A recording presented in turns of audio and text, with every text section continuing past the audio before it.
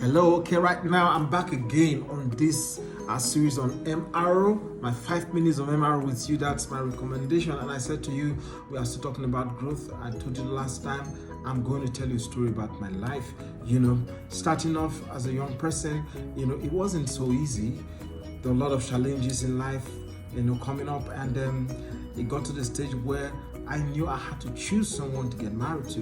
And the first thing that came to my mind was my growth. What do I want to become in life? What's the future supposed to be like? And that was the determining factor in whoever I got married to. I'm saying this to you because it's important that you get the right person on your team as you move forward. Attractions are not as important as potentials. So look at the potentials and not just the attraction. Every potential will produce an attraction in the future. And that's what you must understand. When the money comes, beauty will come. And so that should be the first thing that you must decide. And as you get on with your life and you begin to grow, you must recognize also, number one, that there's a story of your life that people need to see. Your life is a story, and you must begin to craft the right story right from the beginning. And that means that you must remove from your life as much as possible the mistakes that will not be a beautiful will not give you a beautiful ending in the future when people listen to your story. Of course, there are going to be hard times here and there. There are going to be tough times, but tough times always come to make you better. Tough people last, but tough times don't last. And so those are things that you must see, the hurdles you must climb and you must jump through as you're growing. And so the story I want to tell you today is the fact that, when we decided to grow, myself and my wife, by the time we got married, there were a lot of things that we had to forgo. There were friends that we had to let go, because at that point in time, they didn't help us. They were not going to help us. They were just one crowd that would be 10 crabbers. They're going to pull you down because they're not going anywhere and you're not going to go anywhere. So we had to get into ourselves and begin to groom the potentials, the seeds that we have sown into our minds, the decisions we have made, the intentionality that we already have to become great, to become big people. And so how did we do that? We had to let go of a lot of friends who did not encourage where we're going to, people who didn't see anything in what we're doing.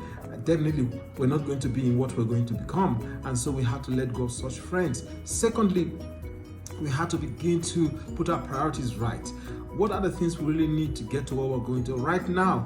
Don't eat your future in your today. So there were things that we had to forgo. There were clothes we didn't buy. There were things that even if we had the money, we did not afford it because we had to pay our lives forward. We had to play our lives forward, and we had to look at the future. We had to pay for the future today. And so we didn't buy some clothes at that time. People made jest of us. They made fun of my wife. They thought she was not, elegant enough. She was not trendy enough and all of that. And we laughed at those matters at that time because we knew we had our eyes on the vision. There was a harvest and we had to give it time. Time is important in every harvest. If you don't allow those crops, those seeds you're planting to mature and you begin to eat it, there's going to be a problem in your future. And that's one thing with it. And so we walked away from a lot of those things. The expectations of people were not the expectations that we have. We had our own expectations, and it was in the future. And we began to work on that every earnestly. And the cars we're supposed to buy at that point in time, we didn't buy them. We just bought in something that could move us around, that was good enough. We didn't live in the house that we wanted to live at that point in time. There are a lot of things that we had to forgo for the future. And it's important that you realize that, there is a future, and that the future is not eating today. Don't eat your future today. Make sure you don't do that. There's always a future today.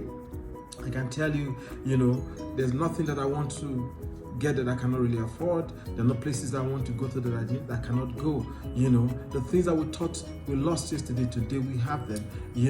And even those people who made jest of us, at that time, I'm sure right now we could even buy them and the things they made jest of, if we wanted to. But that's not it. But the important thing is that you play your future forward.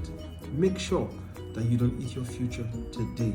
Let it be something that you look forward to. The goals that you have here and there should always motivate you to know that there's a bigger and a better tomorrow. We are still on this journey.